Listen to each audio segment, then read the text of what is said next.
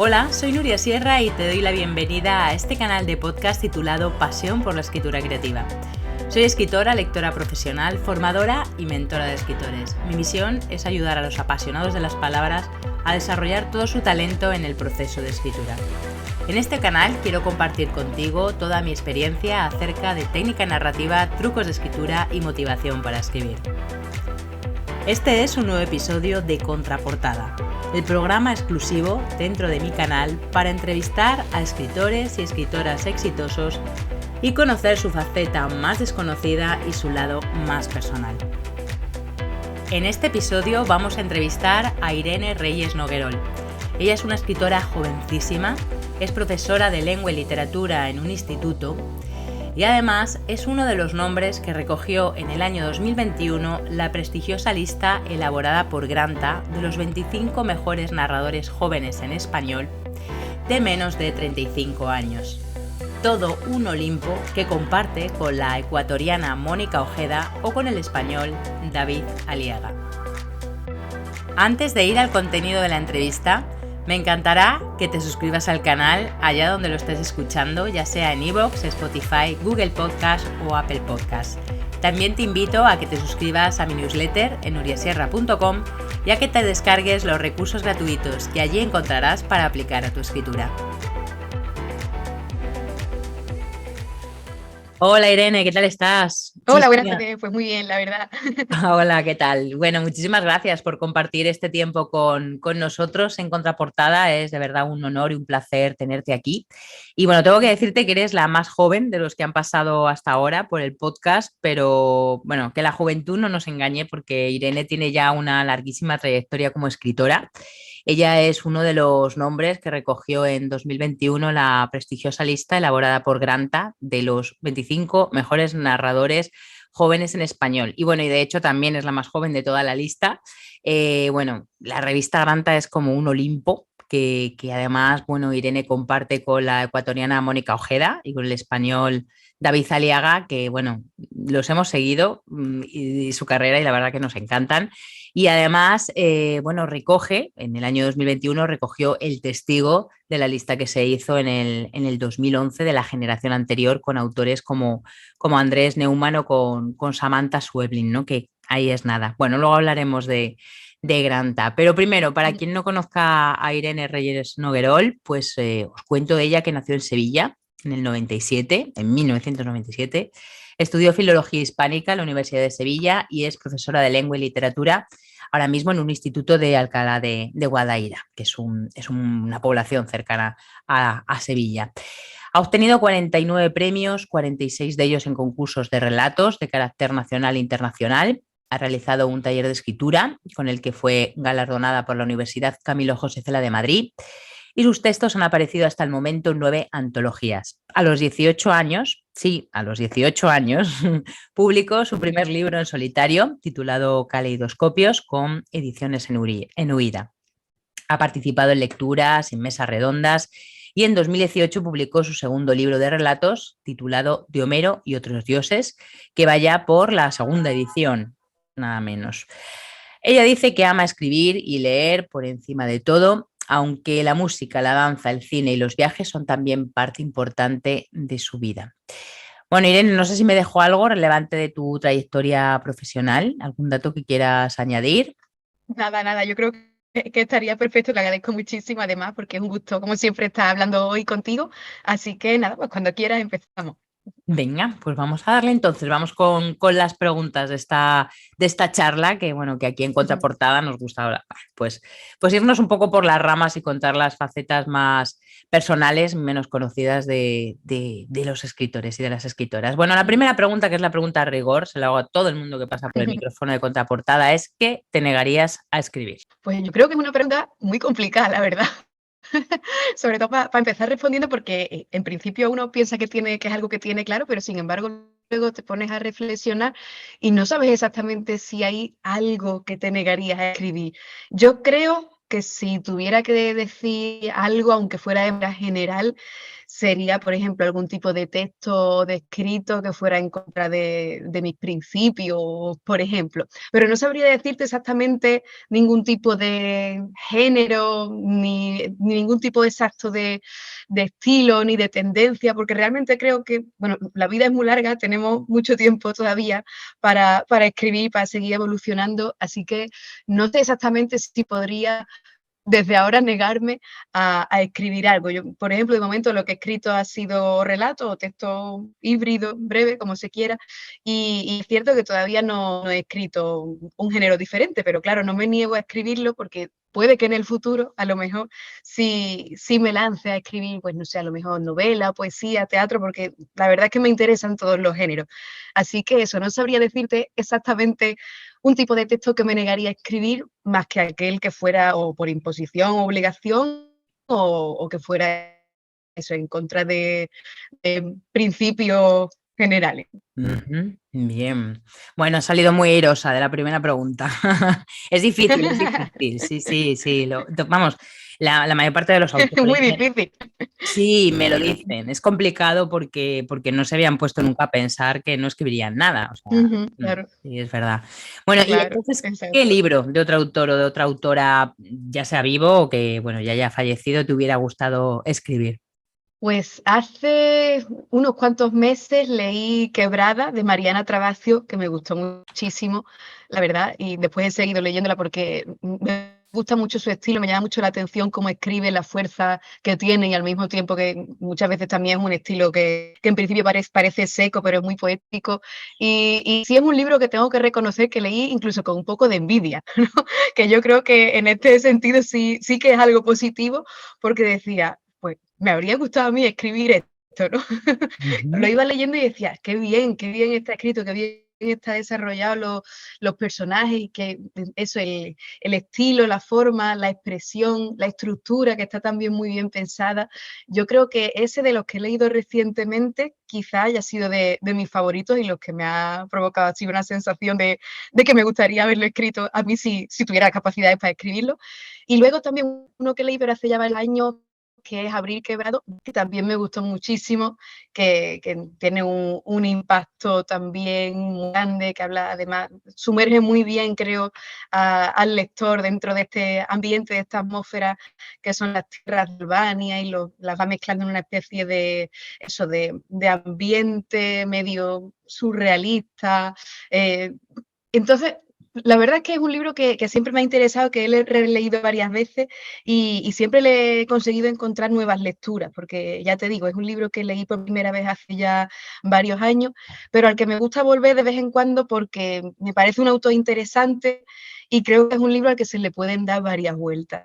Así que sí, tanto un libro más reciente como es que haya leído yo, que es Quebrada de Mariana Trabacio, como un libro que haya leído hace ya varios años, como Abril Quebrado de Cadaré, creo que tanto uno como otro me provocaron la sensación de decir, pues, ojalá pudiera yo escribir algo así alguna vez. Sí. Abril Quebrado tiene un título fabuloso. Mira, yo no lo he leído, Sí. voy a buscarlo. Abril Quebrado, el autor es. Ismail Cadaré, que es albanés.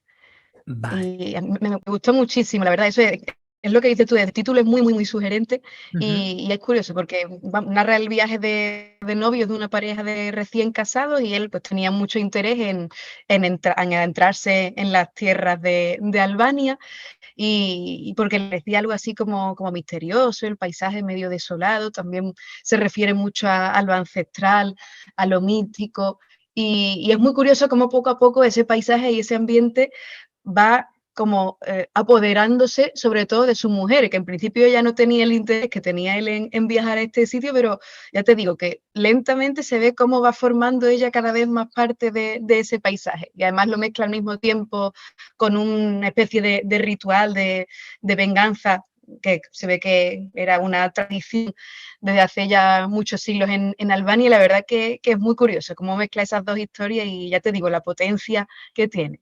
Qué sugerente, pues nada, lo buscaré para ponerlo aquí en la pila de lecturas pendientes. Bueno, bueno, escribes desde siempre, o sea, eso ya, eso está claro, está clarísimo que en tu juventud, desde luego, y todos los premios que tienes ya y toda la carrera literaria que tienes, escribes desde siempre. Pero ¿recuerdas la primera historia que escribiste? Yo creo que sí, la primera sí que la recuerdo, porque, bueno, a mí siempre me ha gustado mucho leer, pero no me había atrevido a escribir. No sé si por timidez o por pereza no me había lanzado a escribir, así que me gustaba muchísimo escuchar los cuentos que, por ejemplo, me contaba mi madre desde que yo era muy pequeñita. Eso siempre es algo que, vamos, que me ha apasionado y por donde yo empecé a entrar en el mundo de las letras y de la literatura. Pero hasta los 11 años no empecé yo a escribir, de repente hubo un concurso cuando estaba yo en primero de eso, que era muy chica todavía, y celebraron una especie de concurso literario en el instituto donde yo estudiaba aquí en Sevilla, y bueno, pues se ofrecía la posibilidad de que participaran los alumnos y bueno, se les podía dar al final una especie de premio o de reconocimiento. Y ahí fue cuando yo de repente decidí lanzarme a escribir, a ver qué salía, porque desde que yo tenía 7 años tuvimos en mi familia una racha bastante mala de enfermedades, tanto de mi madre como de mis abuelos. Y claro, yo siempre he sido una persona muy tímida, muy introvertida y me costaba mucho, sigue costándome todavía, pero entonces me costaba aún más expresar lo que sentía en ese momento. Quizás la manera principal que tuve yo de expresar todo lo que yo había vivido pues desde los 7 hasta los 11, 12 años fue a través de la escritura. Así que precisamente para este concurso del instituto envié un texto en el que la protagonista era una chica también, que además tenía vida totalmente autobiográfico en este sentido, muy dramático, muy personal, como todo lo que se escribe en esa edad. Y claro, esta chica pues tenía una madre con cáncer, en el caso de la chica del cuento, ella la perdía porque la madre moría, yo gracias a Dios sigo teniendo ya a mi madre conmigo Ujú. y está bien. Pero claro, en este cuento, como era, así yo te digo, era hiperdramático, pues la chica perdía a su madre. Y eso fue yo creo que la primera vez en la que yo expresé realmente lo que yo había estado sintiendo durante muchos años. Y me resultó algo muy liberador, la verdad, sobre todo porque, bueno, ya independientemente del premio del instituto y todo esto, que la verdad es que sí que tuve suerte también con eso, pero sobre todo a nivel personal, ya te digo, me resultó algo catártico, porque era algo que necesitaba desde hacía mucho tiempo y que de repente por fin pudo salir a la luz. Me alegré muchísimo también de que, bueno, de mi familia, mis padres y mis abuelos se pusieran contentos y todo esto. Y también yo creo que para ellos fue importante comprobar que yo era capaz de expresarme en este sentido. ¿No?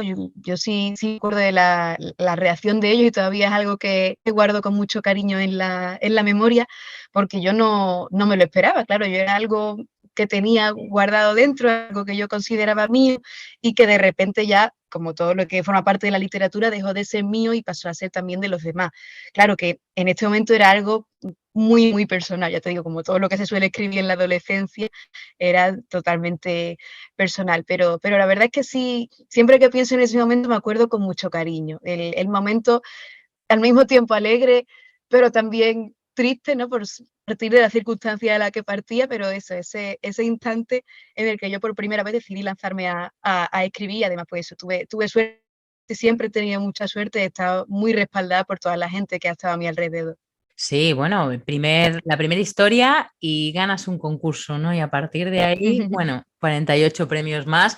Y ahora Granta, bueno, que no es solamente un premio, es un reconocimiento, bueno, de todas las personas de tu generación de narradores que despuntan. ¿Qué ha supuesto para ti, Granta? Pues, ha supuesto muchísimo, la verdad, porque a mí sí es cierto que desde los 11 años siempre me ha gustado mucho escribir, que tuve la suerte de poder publicar a los 18 y a los 20, pero claro, yo nunca me habría esperado un reconocimiento del tipo de Granta. Yo realmente, pues uno yo creo que muchas veces se presenta a este tipo de premios, si lo podemos decir así, o reconocimientos en muchas ocasiones por el apoyo de los demás, porque yo soy una persona en general insegura con lo que escribo y nunca pienso que me vayan a conceder nada ni a reconocer nada. Pero sí es verdad que ya te digo que mi familia y mi círculo siempre ha creído mucho en mí y me dijeron, bueno, pues ¿por qué no prueba? Así que me presenté y ya te digo, cuando me dieron la noticia me resultó algo increíble en el sentido más literal de la palabra. Yo era incapaz de creer que a mí me habían concedido ese reconocimiento, incluso el mismo día en que hicieron ya el anuncio público, que fui a Madrid, allí al Instituto Cervantes y todo, yo todavía seguía con la inseguridad y con la incertidumbre de decir, ¿y si en último momento no me nombran? Y he venido hasta aquí, se ha traducido el texto, hemos hecho el trabajo de edición y no me nombran.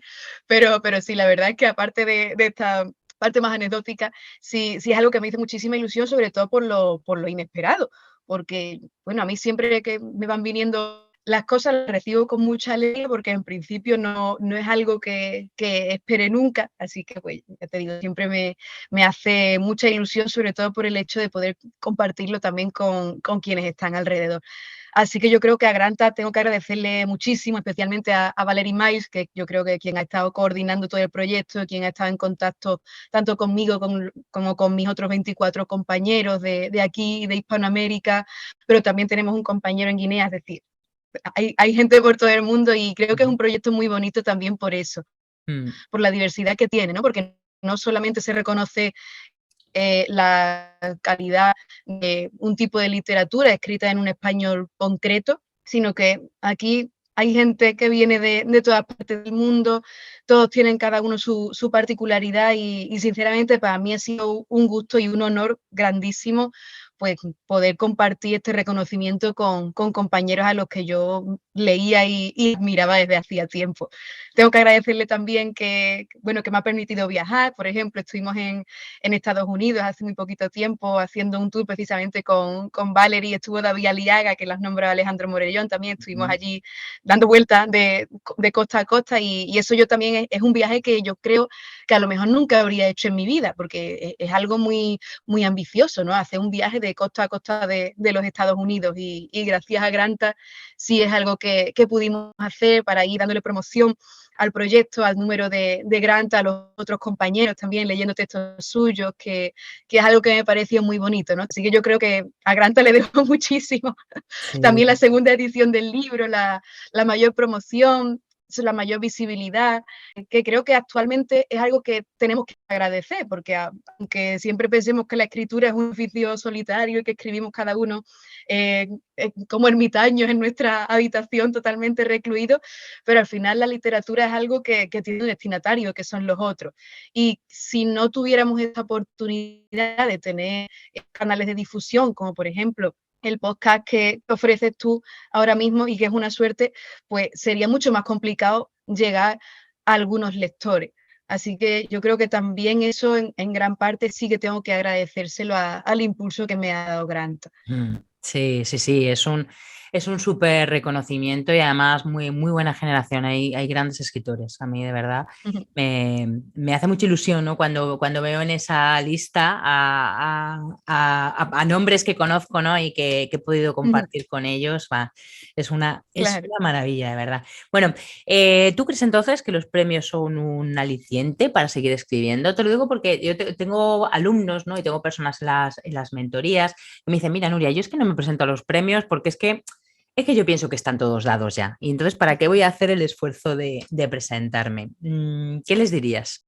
A ver, yo la verdad es que la experiencia que he tenido ha sido muy positiva y de momento al menos solo puedo decir cosas buenas. Especialmente porque cuando yo empezaba a presentarme a premios, más bien cuando mi madre empezó a presentarme a premios, porque yo nunca me atrevía porque no confiaba en que me lo fueran a dar. Y claro, yo era bastante pequeña, yo tenía pues a partir de los 12 años, toda mi adolescencia básicamente. Y yo creo que es un momento muy complicado la adolescencia y que está bien que de vez en cuando, sobre todo en esta etapa tan difícil de la vida de uno, haya pues, eso, un instante en que alguien te diga, pues mira, lo estás haciendo bien, o a mí me gusta lo que has hecho, o me he sentido identificado con tu texto. Y a lo mejor no tienen por qué ser premios grandes, ¿no? Yo recuerdo con muchísimo cariño premios a lo mejor de ayuntamientos, de pueblecitos perdidos en la mitad de España, o donde Ujú. sea, y como te digo, yo es algo que valoro mucho porque luego uno tiene también la oportunidad de ir allí, de conocer a la gente, que suele además ser siempre personas amabilísimas y muy atentas con uno cuando va a este tipo de sitios y de certámenes. Así que en este sentido, creo que solo podría hablar de manera positiva. imagino que sí es cierto que si hablamos ya de premios más grandes, ahí ya será algo más complejo. Imagino que sí.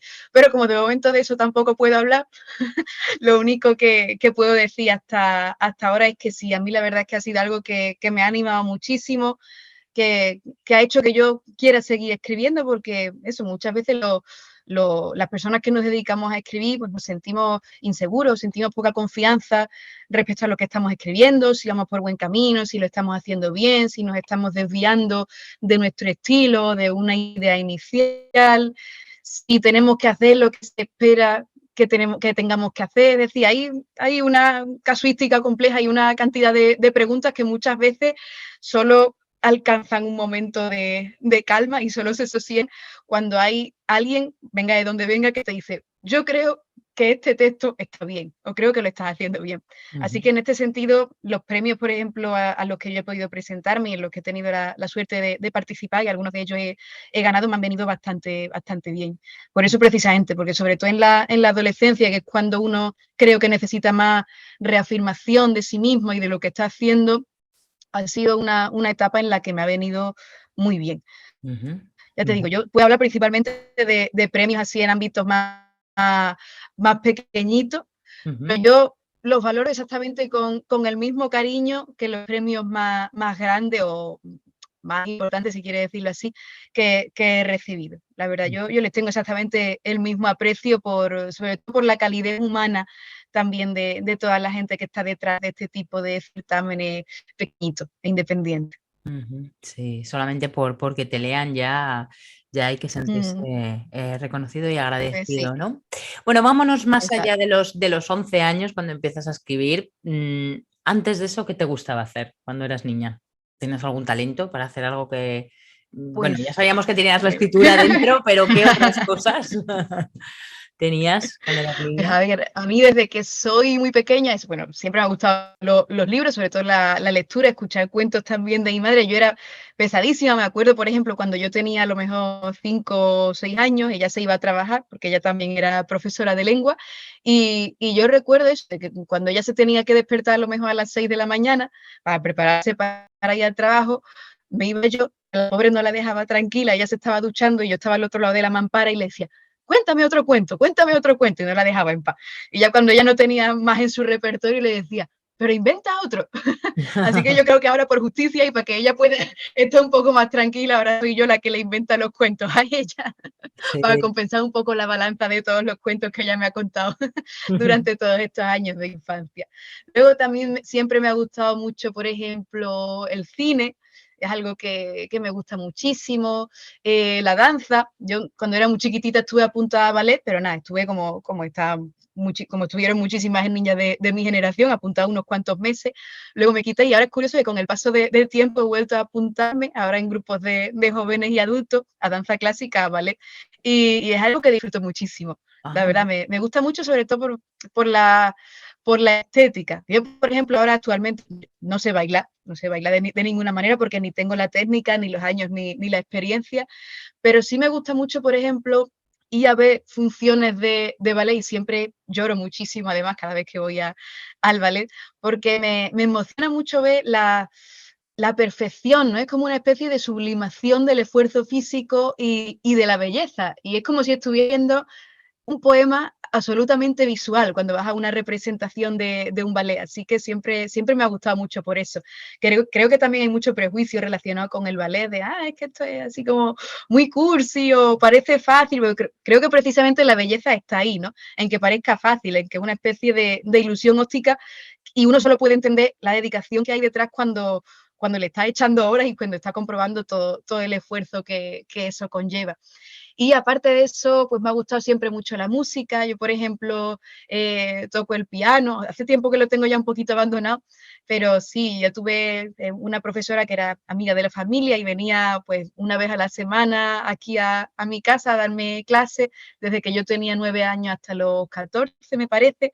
Así que siempre he disfrutado mucho también de la música, ¿no? Yo creo que es una forma de expresión importante. Al fin y al cabo es otro tipo de lenguaje y creo que aprender cualquier tipo de lenguaje, sea del tipo que sea, verbal, no verbal, siempre abre una mirada más amplia al mundo. Y por eso para mí la música siempre ha sido algo fundamental, porque puedes expresar sin necesidad de palabra, incluso lo que muchas veces llevas dentro y ni siquiera eras consciente de que llevabas dentro. Así que nada, yo también disfruto mucho de la música, intenté aprender guitarra, pero eso lo tengo todavía un poco pendiente porque me estaba costando trabajo, pero bueno, la guitarra y la intención por lo menos sí la tengo, Sí. que algo es algo.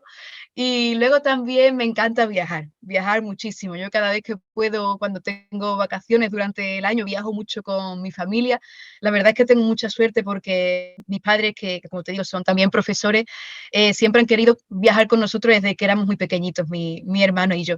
Y yo me siento muy afortunada porque la verdad es que he podido conocer mucho mundo con la edad que tengo y creo que es una suerte y pienso que es algo que de verdad tengo que agradecer, porque tener la posibilidad de conocer tantas culturas, de ver una variedad tan grande de opiniones, de lugares, de gentes, de arquitectura, de gastronomía, creo que, ya te digo, es otra especie de lectura del mundo, ¿no? Si estamos hablando de literatura, yo creo que viajar es como también leer el mundo de alguna manera, ir conociéndolo poco a poco, ir descifrándolo, ir viendo cómo es en cada sitio la gente, cómo son las culturas, cómo son tradiciones. Y yo creo que eso quizás dentro de mis aficiones puede que sea la que valoro más, la verdad. Porque eso ya te digo, que cada vez que podemos nos escapamos y aprovechamos para viajar mucho porque es algo que nos apasiona aquí en mi familia y que yo espero poder seguir haciendo durante muchos años. Pues mira, ya que estamos ahí, has hablado de cine, has hablado de danza, has hablado de música y de viajes, pues mira, elígenos una película, una canción y un destino para viajar. Uno solo, tu Pues como favorito. película, sí, a ver, yo creo que mi película favorita, sí, que suele ser de la que hablo normalmente, es Deseando Amar, del director Wong Kar-wai. Y yo la vi hace ya bastantes años, pero lo mismo que te dije antes con Abril Quebrado de Ismail Cadaré, me gusta volver a verla de vez en cuando porque yo creo que a nivel estético, a nivel visual, pero también argumental, es de lo mejor que se ha hecho en cine. A mí es una película que me gusta muchísimo, que en este caso, bueno, trata de dos parejas y resulta que dos de ellos están hablando, empiezan a conocerse, el hombre de una pareja y la mujer de otra pareja, y se dan cuenta de que sus respectivos marido y mujer pues, les están siendo infieles entre ellos. Entonces, la historia no de descubrimiento de infidelidad, porque en este caso ellos son conscientes de ello, sino que es la historia de cómo ellos van conociéndose, se dan cuenta de que tienen muchísimos intereses en común, de que comparten prácticamente todo, pero que ellos sienten la imposibilidad moral de estar juntos por mucho que sus parejas les hayan sido infieles. Y yo creo que lo importante no es solo la historia, el argumento de esta película, sino cómo está contada. Para mí siempre la parte de la expresión, la parte formal, es muy importante y me parece que el contenido poético que tiene la película, tanto por ejemplo en la banda sonora, que es espectacular, es una maravilla, como en las imágenes, la fotografía, los planos, el manejo de los tiempos, de los ritmos. Creo que puede ser, yo sí, me parece que sí, quizá por eso mi película favorita. Y eso, me gusta revisitarla de vez en cuando, me gusta volver a verla, ahora tengo que volver a, a verla porque me he acordado y ya te digo, es de una belleza impresionante. Hace poquito creo que volvieron a ponerla en el cine, porque no sé si era el 20 o 25 aniversario de la primera vez que la estrenaron y de verdad que yo creo que es una película que merece muchísimo la pena ver. Luego, si tuviera que elegir una canción, Ujú. últimamente estoy escuchando muchos boleros, me gustan mucho los boleros, Mira. soy una persona así como, soy muy dramática, entonces me gusta mucho todo este tipo de música. La música Bueno, tradicional también me llama mucho la atención la letra de y los hay un boleros bolero que me son gusta mucho que tal es, cual. sí, son muy bonitos. Preciosos Creo que las letras. muchas veces como están, no sé, los subestimamos o los tenemos como menos de lo que son, pero toda esta parte de la música más tradicional o la música de antes o la música popular también, Popular. Ujú. yo creo que es muy importante porque al final fue una parte de nuestras tradiciones y cuando uno escucha ya sea un bolero, un tango, cualquier tipo de música así de este estilo, y uno escucha las letras, dice, qué Mm, maravilla. O sea, muchas sí. veces son auténticos poemas y son muy bonitos. Y hay una en especial, un bolero, que es Somos, que yo creo que es mi preferido. Digo, yo soy una persona muy dramática, entonces la letra de este bolero me gusta muchísimo, todo el asunto de la separación, de la ruptura, y cómo está expresado eso, siempre es una canción que me encanta volver a escuchar una y otra vez, que canto además, así como de manera No te muy vamos a pedir que apasionada cuando voy cantes. en coche. Bueno, si quieres Y cantarnos un poco, te eso no. dejamos. Si quieres No, cantar, no, te eso ya no, dejamos. eso ya no. Vale. No, eso lo dejo para el coche, eso para el coche. Cuando voy yendo al trabajo, cuando vuelvo del trabajo, ahí lo doy todo, ahí sí. Ay, Y qué bueno. últimamente justo estaba escuchando mucho bolero, la verdad. Entonces Ujú. tenía que comentarlo hoy. Y si tuviera que pensar en un destino para viajar, yo creo que diría Camboya, un viaje que hice yo hace unos cuantos años con mi familia y del que me volví llorando durante horas Mm. porque por la belleza que supone estar allí. Fue un viaje conjunto que hicimos de Tailandia y Camboya, estuvimos por allí unos 10 días, creo que fueron 10 días más o menos, o 2 semanas, y lo disfruté muchísimo. Era la primera vez que yo iba a Asia, a mí siempre me ha llamado mucho la atención todo lo que es el mundo oriental, y eso por la cultura, por las diferencias que tienen con nosotros, pero también con algunas semejanzas, con algunos parecidos. Me parece, ya te digo, una cultura con una serie de tradiciones que muchas veces nos quedan lejos y en las que no pensamos demasiado, pero que son preciosas en la mayoría de ocasiones. Y yo recuerdo eso, cuando estuve en Camboya, allí tienen un complejo de templos, que son los templos Gemeres, que son una auténtica preciosidad. Y fuimos allí justamente porque por la película esta de Deseando Amar, porque mi madre la había visto desde que se estrenó y le había gustado muchísimo, entonces ella me la enseñó y gracias a ella fui que yo conocí esta película y que me ha gustado tanto. Y el final de esa película, bueno, no voy a desvelar lo que pasa, pero el final hay unos cuantos planos donde está el templo de Angkor Wat, que es uno de los más importantes que hay en este complejo de los templos Gemeres de Camboya. Y desde que nosotros habíamos visto esa maravilla estética representada en lo que eran las imágenes de esta película, decíamos, nosotros tenemos que ir allí algún día.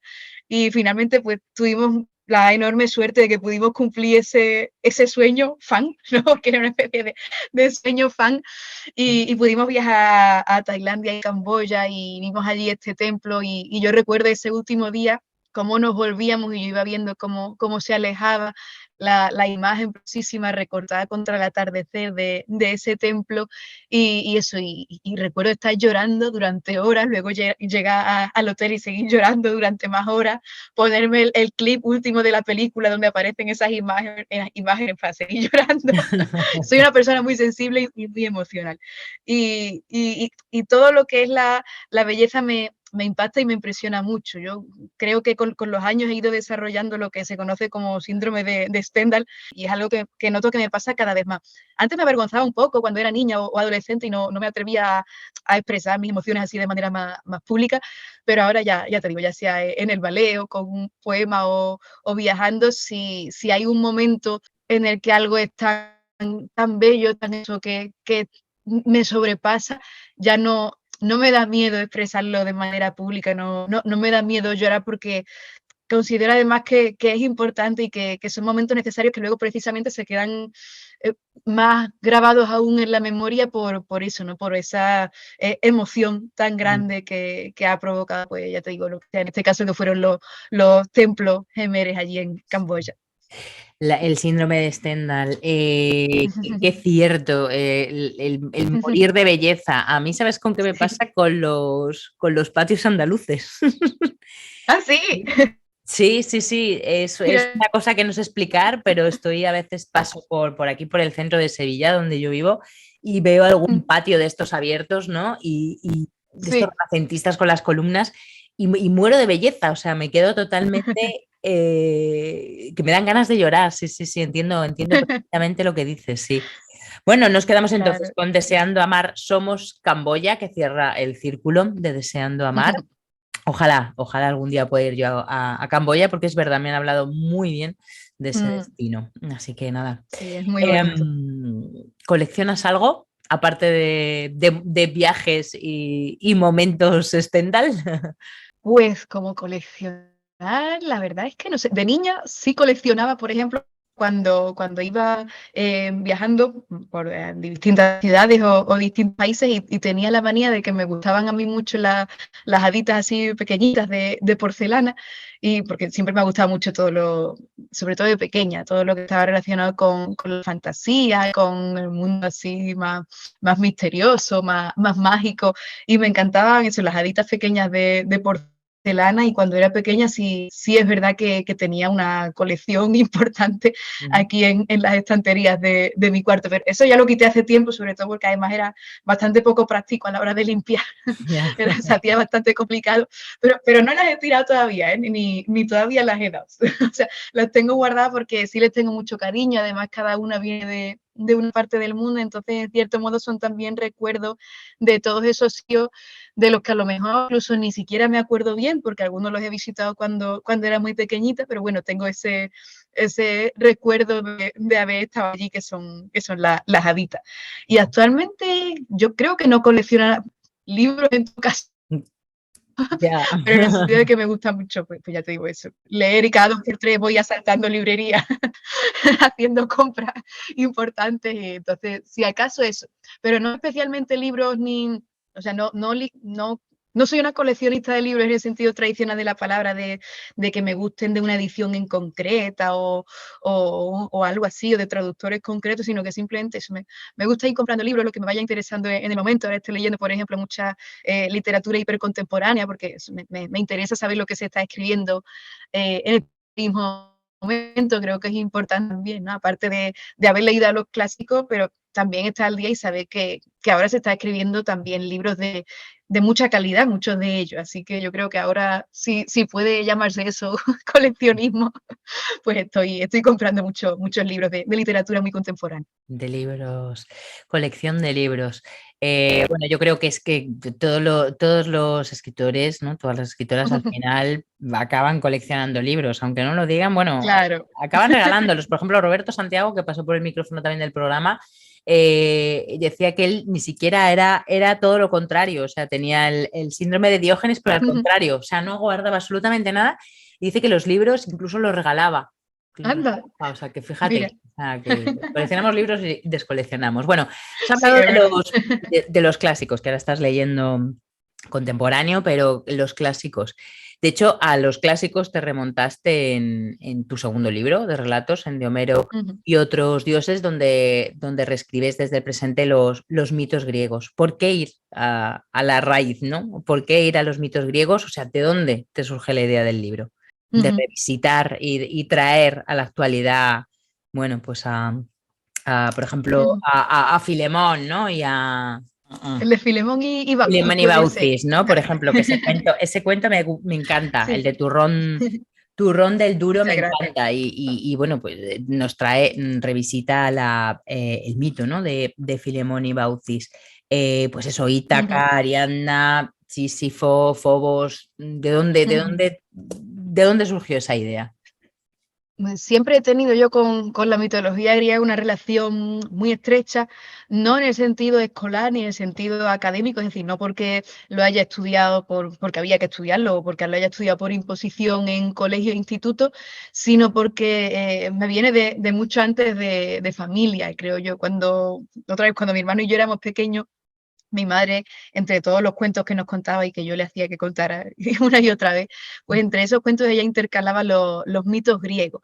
Entonces, a lo mejor entre los personajes de nuestros juegos, o sea, de los juegos míos, pero también ahí estaba mi hermano, estaban mis vecinos, estaban mis amigos vecinos, muchísimos niños, y reunidos jugando a que éramos a lo mejor Aquiles, Penélope, Hércules, y es algo que cuando yo pienso ahora en eso y vuelvo la vista atrás, me llama mucho la atención, ¿no? Cómo podía haber tantísimos niños, primero todos así como concentrados en un mismo espacio y escuchando a mi madre contar esas historias, esos mitos de los dioses y de los héroes griegos, y me llama mucho la atención porque eso es algo en lo que normalmente ahora nosotros no pensamos que está totalmente alejado de nosotros, de nuestra realidad, y que no tiene absolutamente nada que ver con nuestras vidas contemporáneas, y sin embargo yo creo que en los mitos griegos están todas las pasiones que nosotros podemos vivir hoy, ¿no? A mí especialmente me interesaba esa conexión con la parte emocional, que creo que es donde además creo que se ve más fácilmente ese vínculo que existe entre el mundo clásico y el mundo actual. Así que lo que quería hacer era una especie de pequeño homenaje a esa tradición a la que yo le tengo tanto cariño, porque como te comento, ha formado parte de mi familia desde que yo era muy pequeña. Y quería intentar demostrar cómo todos esos personajes, como los que has mencionado tú del mundo clásico greco-latino, podrían tener ahora perfectamente una especie de correspondencia actual. A lo mejor si pienso, por ejemplo, en el mito de Hera, ¿no? Que, bueno, sí, en el personaje de la diosa Hera, que era, bueno, la esposa de Zeus, que continuamente estaba celosa porque él todo el rato le era infiel con otras personas. Y en este caso, por ejemplo, lo que intenté yo era hacer una especie de monólogo donde pues, una mujer estuviera recriminándole a su amante todas las veces que ha sido infiel, que la ha engañado con otras mujeres. Entonces, muchas veces me he encontrado ya con personas a las que a lo mejor le choca el título del libro, ¿no? Que es de Homero y otros dioses, porque piensan que va a ser algo así como riguroso o algo histórico, porque ese título podría haberlo sido. Yo creo que son textos que son actuales, realmente solo tienen esta conexión con su correlato clásico en el título o el subtítulo, que, o sea, el título es pues, el título normal del cuento, de la historia, y el subtítulo es donde se remite a esta referencia clásica. Por ejemplo, en el caso de Hera, pues aparece su nombre, pero aparece también, como has comentado tú, Fobos, aparece también Leteo, que era el río del olvido, y en este caso me interesaba a mí mostrar la perspectiva de un enfermo de Alzheimer que está en una residencia. Entonces, como te comento, son relatos contemporáneos que simplemente tienen este referente en el título, en algún detalle muy particular, donde se puede ver que todos esos sentimientos que podrían haber experimentado tanto los dioses como los héroes del mundo clásico, pues pueden ser exactamente los mismos que nosotros podemos sentir hoy, que nosotros entendemos perfectamente lo que es la rabia, la ira, los celos, las dudas, el amor, la amistad, el duelo por la pérdida de un ser querido, y todo eso ya está en los poemas homéricos e incluso desde antes, en la literatura primera escrita, incluso en sánscrito ya existe. Y para mí es importante la tradición, porque muchas veces nos centramos solamente en la literatura escrita en el presente o en la literatura que se va a escribir en el futuro, y nos olvidamos de los grandes maestros que nos han precedido y que han estado ahí y que han sentado las bases de todo lo que hoy tenemos nosotros para experimentar, para revisitar, para reflexionar y para volver a reescribir. Así que, en cierto modo, los relatos de este libro, que es de Homero y otros dioses, podría decirse que es una reescritura, al menos en el aspecto emocional, si se quiere llamar así, pero eso no tienen esta ambientación concreta en el mundo clásico, sino que más bien es una especie de traslación de cómo podríamos nosotros ver a estos dioses y a estos héroes griegos como si fueran actualmente pues, nuestras parejas, amigos, vecinos o familiares. Sí, sí, ya lo escribieron todos los griegos. Yo siempre les digo a los alumnos, digo, sí, ya estás todo escrito desde la tragedia griega, está todo escrito. Exacto, sí. Y es muy interesante la intertextualidad de tu libro, de cómo traes a la actualidad, pues esos valores que son universales y que seguimos escribiendo sobre lo mismo en el fondo. Si hay otra cosa que destaca también de tu prosa, ¿no? De tus relatos, es precisamente el lirismo, o sea, una prosa lírica fabulosa, ¿no? Yo creo que tu voz y tu Gracias. estilo es personalísimo. Y decías antes que te interesaba mucho de Deseando amar, te interesaba mucho la forma. ¿Te pasa lo mismo con tu literatura? ¿Te interesa más y con tu escritura la forma que el fondo? Creo que no podría decir que me interesa más que el fondo, porque me parece que tiene que haber un equilibrio entre la expresión y el contenido. Creo que ambas partes de la escritura y de la literatura son importantes.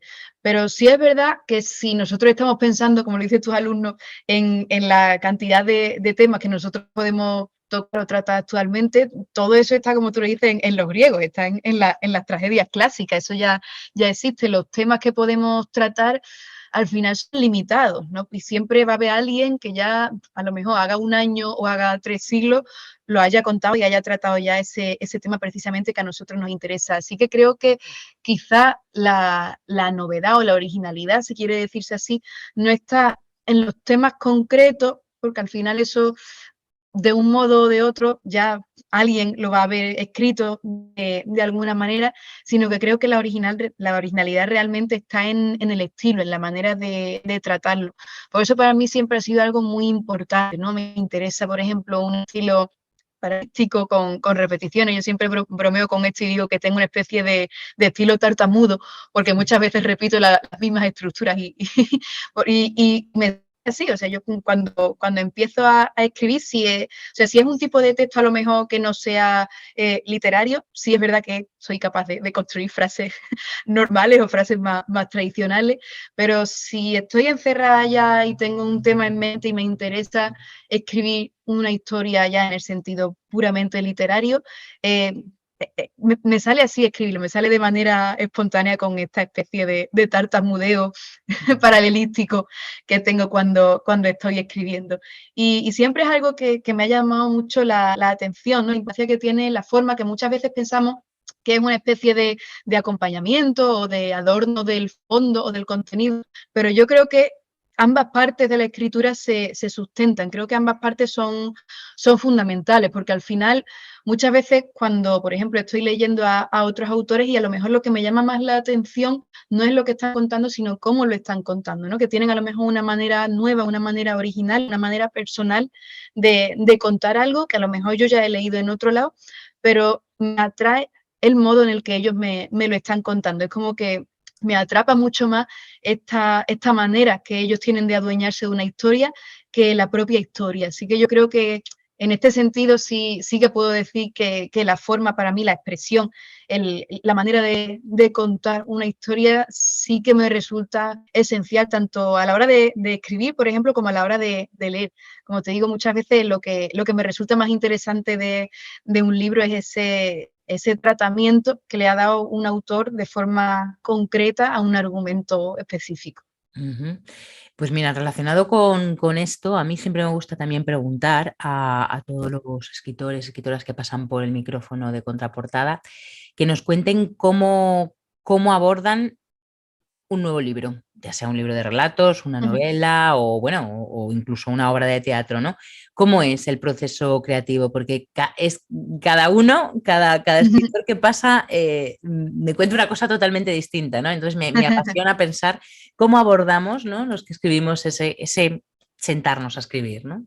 ¿De dónde surge esa idea? ¿Cómo luego la plasmo? ¿Por dónde empiezo? Sí, es verdad que yo creo que cada uno de nosotros tiene su manera particular de escribir. Es verdad que es muy interesante. A mí me gusta mucho también escuchar siempre que puedo cómo es el proceso creativo de otros compañeros, precisamente por eso, porque no es algo unánime, como muchas veces se piensa de fuera, sino que cada uno tiene su manera personalísima. En mi caso, yo no soy una persona que pueda escribir todos los días. Envidio mucho a esos compañeros que tienen la capacidad de sentarse todos los días y tener su rutina, a lo mejor de escritura de 4, 5, 8 horas. En mi caso yo no puedo, no solamente, bueno, sí, por falta de tiempo, porque claro, también soy profesora de enseñanza secundaria por la mañana y por las tardes, claro, preparo clases, corrijo y todo esto, pero también incluso si estoy en verano y estoy ya más relajada, es algo que no me resulta natural, ponerme a escribir todos los días, porque yo siempre he sentido la escritura y la literatura como mi pasión y creo que si tuviera esta rutina o si tuviera esta sistematización de la escritura, a lo mejor para mí podría convertirse en algo relacionado más con la obligación que con la pasión. Y como te digo, tengo mucha dificultad a la hora de sentarme a escribir. Yo necesito muchísimo tiempo entre un texto y otro. No sé si es por pereza o por no sé por qué exactamente, pero sí es verdad que necesito tiempo hasta que yo me pongo a escribir. A lo mejor cuando empieza a interesarme un tema, paso a lo mejor pues 2 semanas, 3 semanas, un mes, pensando en el texto concreto. Quizá se me ocurre a lo mejor la frase inicial, porque me importan mucho tanto los principios como los finales, creo que es algo fundamental a la hora de escribir, ¿no? Tanto la apertura como el cierre de un texto, y eso siempre me ha parecido muy importante. Entonces, a lo mejor sé el principio, sé de lo que quiero hablar, pero todavía no conozco cómo va a ser el desarrollo de la historia. A mí personalmente también me resultan muy importantes las imágenes, los ambientes, las atmósferas, porque me voy dando cuenta con el paso de los años de que cuando escribo realmente no estoy escribiendo narrativa pura, aunque me gusta muchísimo leerla, yo disfruto mucho leyendo novelas, cuentos, pero me doy cuenta de que no me resulta natural escribir narrativa pura, sino que siempre intento mezclarla con esa parte del lirismo que has comentado antes, con la parte que está más cercana a la poesía, pero también me interesa mucho el monólogo dramático.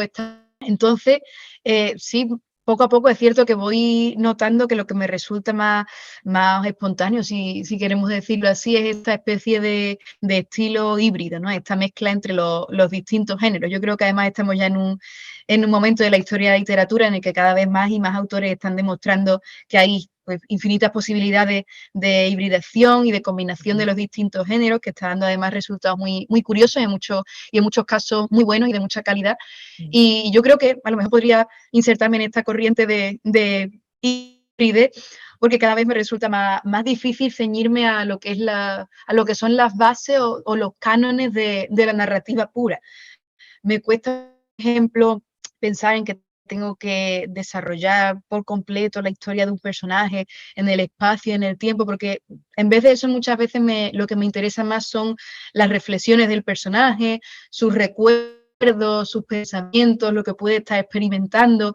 Así que normalmente cuando voy a empezar a escribir, aparte de pensar en esa frase que para mí sí es verdad que es esencial tenerla en la cabeza desde el primer momento, pero pienso mucho en lo que me interesa comunicar a nivel emocional. En este ambiente me interesa crear en las imágenes, que también es algo que me llama mucho la atención. Me gusta centrarme en las imágenes, en esta parte más plástica o más visual, que se acerca también más a la poesía, dentro de un texto en prosa.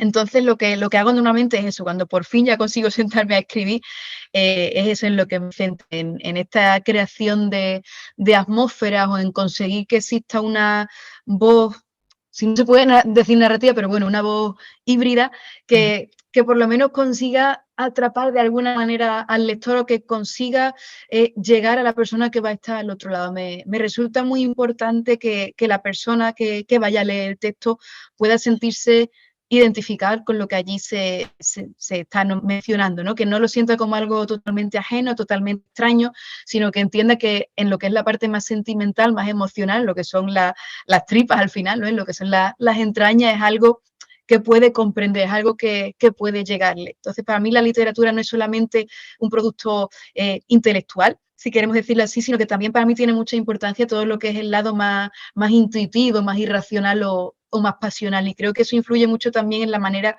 en la que yo me siento a escribir, ¿no? Porque yo siento así la escritura y siento así la literatura como algo muy emocional, que evidentemente tiene su trabajo técnico y su trabajo intelectual, por supuesto, porque si no, al final lo que saldría son pues, confesiones emocionales de cualquier tipo.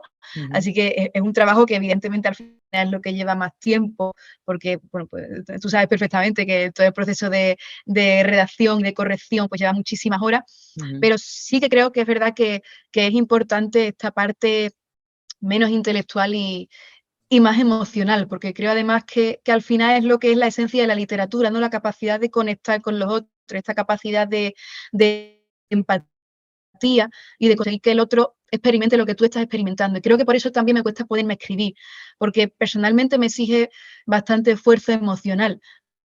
No porque los textos sean específicamente autobiográficos, que la mayoría no lo son, pero sí porque paso mucho tiempo intentando reflexionar sobre cómo puede sentirse el personaje del que me interesa hablar, qué puede estar experimentando en ese momento. Y muchas veces creo que es un esfuerzo de inversión tan grande que a veces sí que noto que emocionalmente me consume un poquito.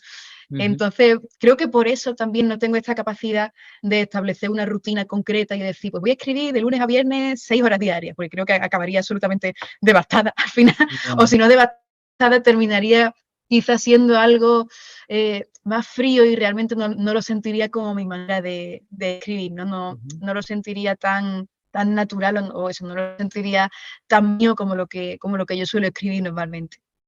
Bueno, está claro que escribimos como somos al final, cada uno. Bueno, de tu faceta de profesora, ¿qué te Sí. enseñan tus alumnos en clase? ¿Qué aprendes? Pues yo con mis alumnos disfruto mucho, la verdad, disfruto mucho en clase. Yo hasta ahora he tenido mucha suerte, bueno, llevo 2 años solamente en la docencia, pero es algo que me gusta mucho. Yo tenía claro desde muy pequeña que quería dedicarme a ser profesora, porque bueno, en mi familia hay muchísimos profesores, sobre todo de enseñanza secundaria, pero también hay algunos en la universidad.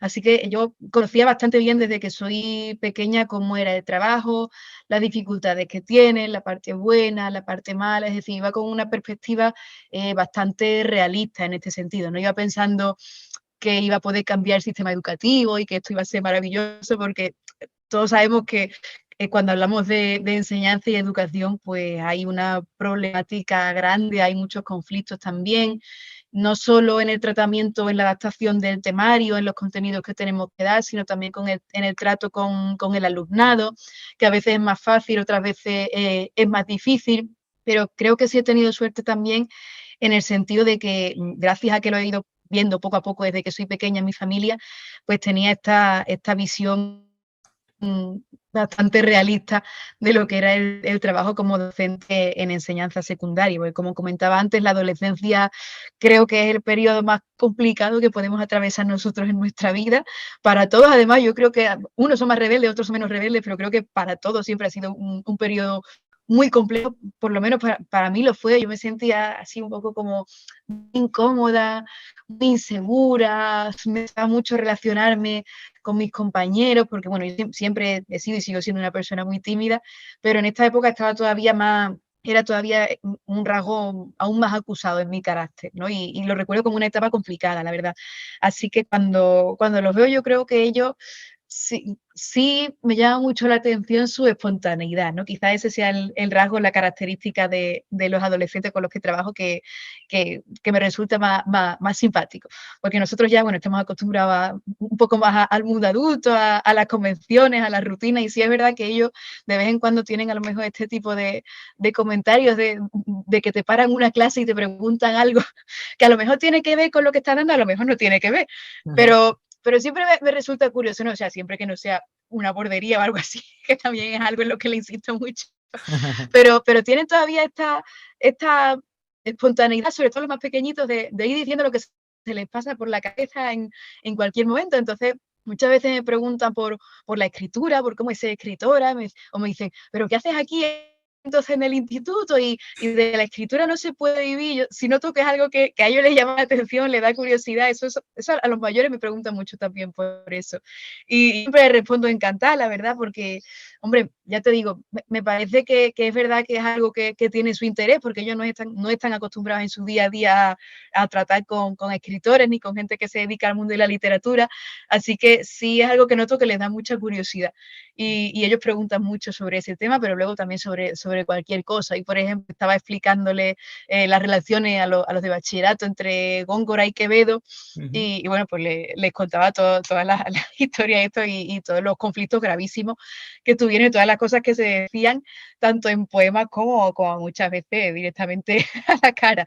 Y a ellos eso le resultaba curioso y le llamaba la atención. Ya ves, la parte esta que es más como más anecdótica de la literatura, pero que a ellos también les hace ver que los escritores son seres humanos. Yo se lo digo a ellos muchas veces, digo, no penséis que la escritura o la literatura es algo que ha escrito hace 400 años y ya se queda allí, ya no tiene ninguna relación con nosotros, sino que, hombre, esta gente ha sido personas, han tenido sus rencillas, sus peleas, muy graves en algunos casos, y eso sí es algo que les llama la atención y sobre lo que preguntan mucho, porque hoy me decía, esto era el Sálvame del siglo XVII. Y digo, bueno, pues si lo queréis ver, bueno, más o menos. Pero claro, entonces esa es una parte también divertida de mi trabajo, ¿no? Yo la verdad es que disfruto mucho y me considero muy afortunada en este sentido de que no tengo malos alumnos, o sea, son alumnos normales, me lo puedo pasar bien en clase, puedo tener clases agradables, ellos, ya te digo, preguntan lo que se les va pasando por la cabeza y yo, bueno, pues en general siempre estoy encantada de responderles por eso, por esa espontaneidad que tienen ellos, que al final es lo que hace también que uno disfrute dando clase, ¿no? Que no sea algo totalmente rígido o algo totalmente serio, sino que pueda ser también un ambiente en el que podemos disfrutar y pasárnoslo bien. Yo, por ejemplo, soy una persona muy risueña y me resultaría muy difícil y muy duro estar unas cuantas horas diarias en un trabajo en el que tuviera que estar constantemente seria o en el que tuviera que estar impartiendo constantemente disciplina, que es algo que en realidad sí que tengo que hacer, lo de impartir disciplina, porque para mí además es muy importante todo lo que es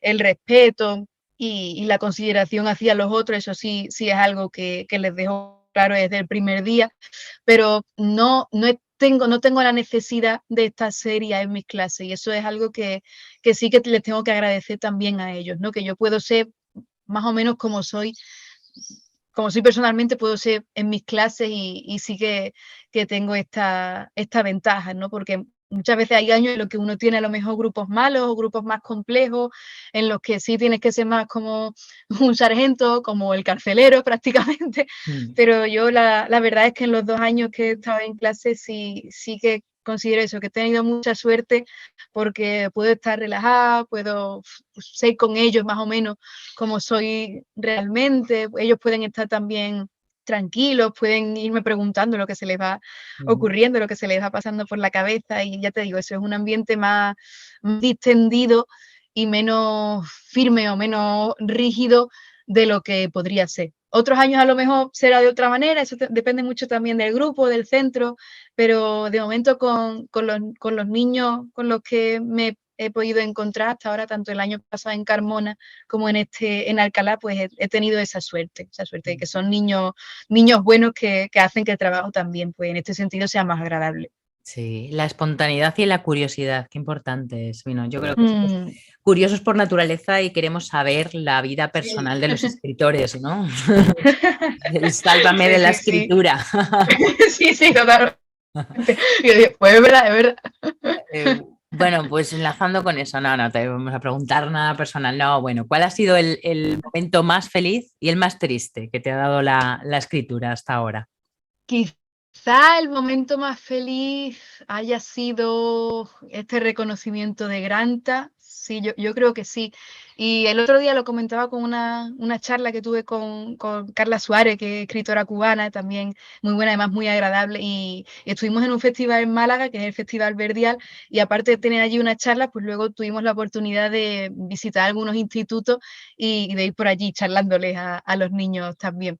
Y nosotras comentábamos eso, que pues, dentro de la escritura tenemos esta oportunidad de los reconocimientos ocasionales y que siempre es algo muy positivo. Y yo decía que yo este reconocimiento de Granta lo viví con especial ilusión por la alegría que le supuso a mi familia. Yo creo que al final, hombre, es cierto que uno tiene sus satisfacciones personales porque le hayan reconocido su trabajo, porque profesionalmente alguien haya decidido que lo estás haciendo bien, especialmente en este caso de Granta, creo que tengo que agradecerlo especialmente porque para mí ha sido algo totalmente inesperado, yo nunca habría imaginado estar dentro de esa lista y es algo que es verdad que nos ha dado un impulso también a nivel internacional y como te comento, eso es algo que yo no tenía en mis planes, no lo esperaba.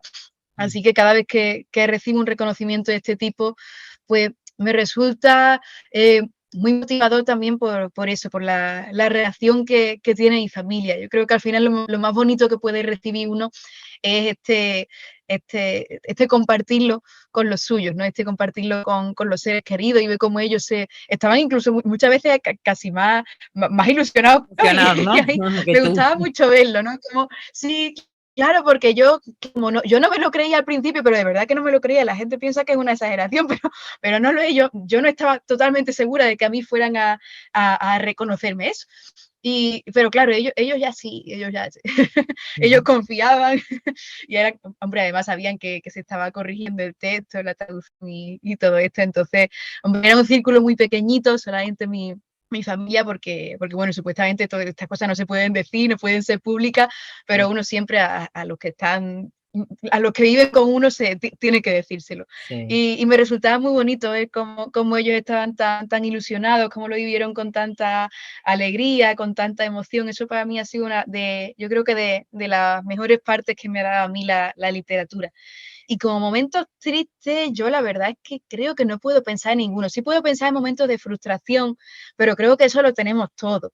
A lo mejor alguna vez escribí algún texto y de repente luego leerlo, está corrigiéndolo, o por ejemplo enseñárselo a mi madre, que además es una crítica estupenda, porque además a ella le gusta muchísimo leer, ella ha escrito también algunas cosillas, pero eso, es una gran lectora y yo la considero una gran crítica porque es muy objetiva y creo que eso es algo que hay que agradecer también, que muchas veces cuando uno le manda textos a las personas que están a su alrededor, todos los comentarios son positivos, pero claro, uno necesita también una crítica objetiva, necesita Mm. saber si va bien por aquí, si a lo mejor debería darle otra vuelta.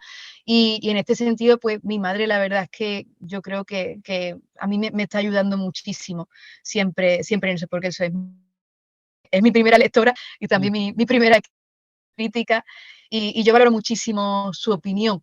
Y claro, hay veces a lo mejor en que yo escribo un texto y cuando lo leo, y yo sé que yo sé que en realidad no está bien, o sé que hay algo que a lo mejor tendría que darle otra vuelta, pero el momento ese de darte cuenta de que a lo mejor has estado mucho tiempo pensando en un texto y has estado durante horas escribiéndolo y ahora de repente no resulta y te da mucha frustración, ¿no? Yo me enfado mucho conmigo misma porque digo, tanto tiempo para esto y ahora resulta que no sirve para nada y a lo mejor ya ves, simplemente hace falta corregirlo, volver a verlo, darle otra vuelta, pero sí, yo me frustro en este sentido cuando escribo el texto y de repente veo que no es como yo imaginaba en mi cabeza y me da mucha frustración y como soy una persona también así muy sensible, pues sí es verdad que me afecta, pero bueno, me afecta lo justo y lo suficiente, ya una vez que lo asimilo, Ajá. al siguiente día ya digo, vale, pues hay que corregir o hay que hacer otro texto y este hay que dejarlo atrás o lo que sea.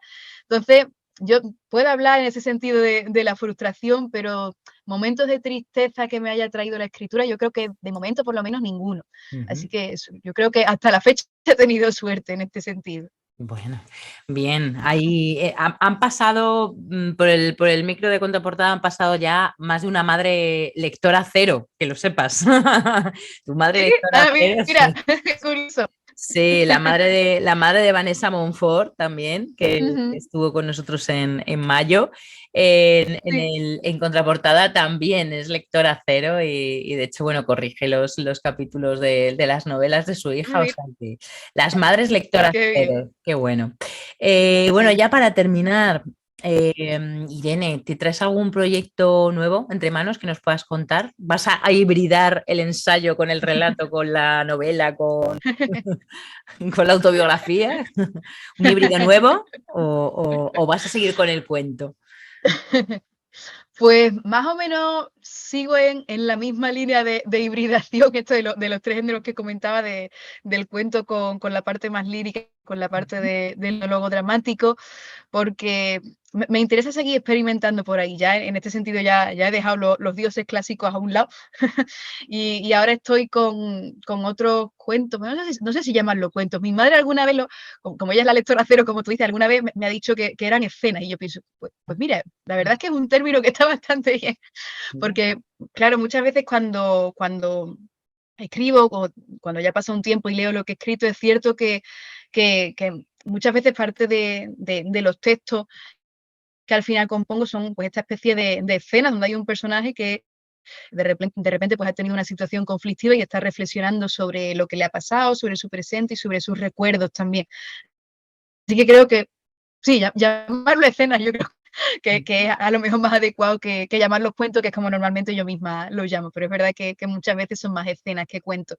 Así que sigo en esa línea y me interesaba en este caso seguir investigando en lo que son todos los momentos de fragilidad o de vulnerabilidad humana. A mí siempre me ha resultado llamativo estos momentos en los que de repente hay algo dentro que se rompe, que se fractura, que hace clic, ¿no? Como un momento en el que ya uno no puede aguantar más y llega de repente este desbordamiento expresivo, y eso es lo que me gusta reflejar en los textos. Así que ahora mismo estoy escribiendo algunos textos que están, por ejemplo, basados en historias que he escuchado de mi familia, a lo mejor de tío abuelos o de bisabuelos, porque también es importante, ¿no? Todas esas historias que muchas veces no le prestamos la suficiente atención, o pensamos que los tenemos en menos consideración de lo que realmente deberíamos, y son todas estas historias muchas veces intrafamiliares que uno echa con el paso del tiempo, y a lo mejor yo ni siquiera he conocido a estos tíos abuelos de los que hablo, ni he conocido a mi bisabuela, pero tienen una historia, muchas veces una historia potente, una historia poderosa, ¿no? De gente que ha vivido pues situaciones a lo mejor límites, como puede ser mis tíos abuelos, por ejemplo, que desertaron de la guerra civil, y ellos, bueno, los reclutaron cuando tenían uno 16 y otro 17 años, los dividieron al final un pelotón cada uno, ellos desertaron cada uno por un lado sin siquiera haber disparado ni una sola vez, y a mí cuando me lo contaba esto mi madre, había un momento que me impactó muchísimo, que era que cuando uno de mis tíos abuelos desertó, el que creo que tenía 17 años, de repente pues echó a correr otra vez hacia el sur, hacia su casa, hacia Andalucía, y de repente llegó un momento en el que él creía que de lejos estaba viendo pues un rebaño con las cabezas de ganado, y pensaba, pues qué bien, ya por fin voy a encontrar un remanso, ¿no? Un sitio de paz donde poder resguardarme, alguien que me va a ofrecer cobijo.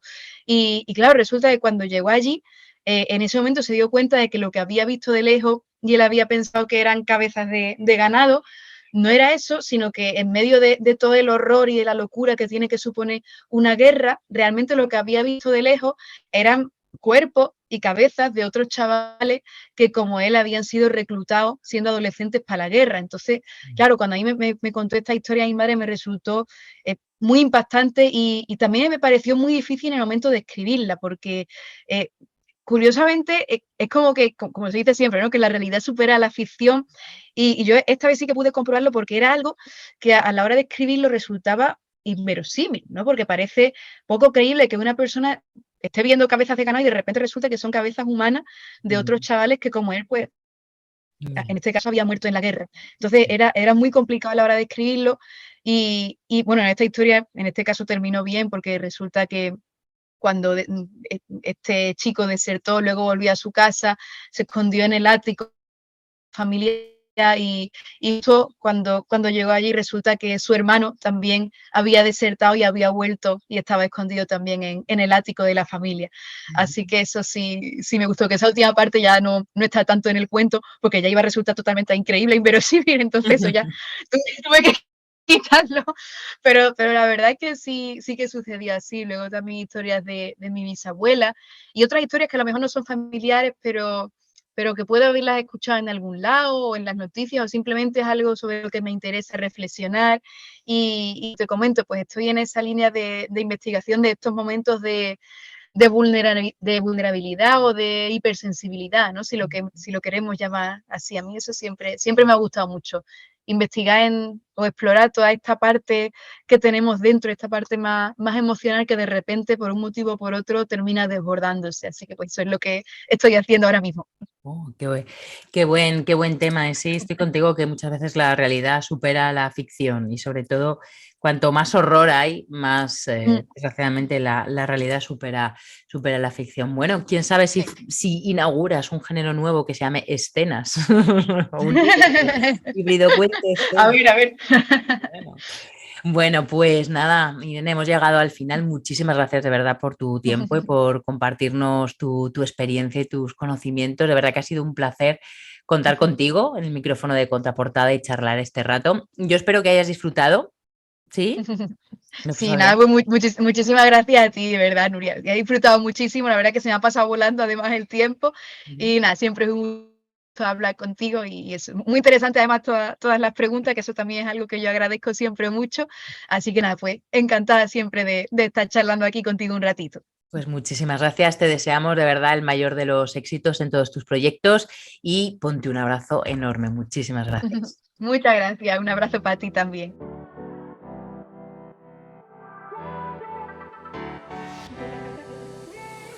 Espero que esta nueva entrevista de Contraportada te haya gustado y resultado útil, y si es así, que la compartas con quien creas que le puede interesar, para ayudarme a llegar cada vez a más y más apasionados de las palabras.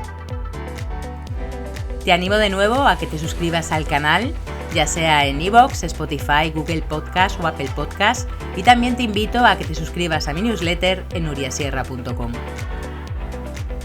Muchísimas gracias por escuchar este episodio y hasta el próximo.